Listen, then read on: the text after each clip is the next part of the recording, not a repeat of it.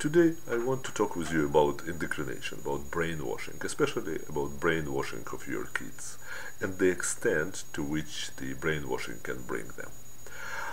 My examples, of course, will be from the Soviet Union, from the ex-Soviet Union, and here's the story.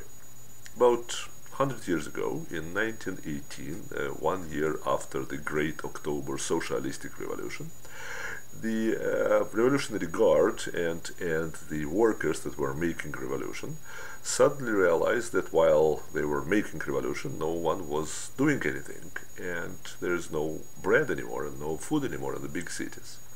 They looked around and saw that there are villages and farms where people didn't care for their great goals over the greater good and worked for themselves and produced food, and they had enough.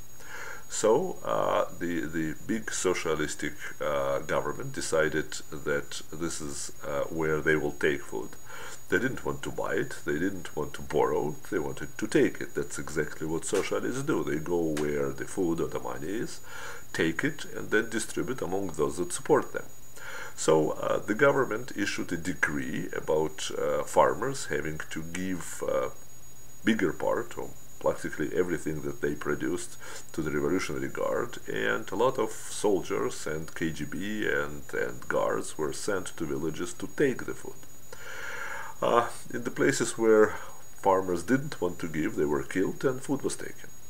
So the story is about the KGB coming to, as a matter of fact, KGB, it's a new name, it was an old previous name for KGB, but the idea was the same. So the KGB comes to this farm owned by a family by the name Morozov, and there's nothing, no food, no produce, and the people say, we're so sorry, we would love to give something to you, but we had a very bad year and there's nothing to give.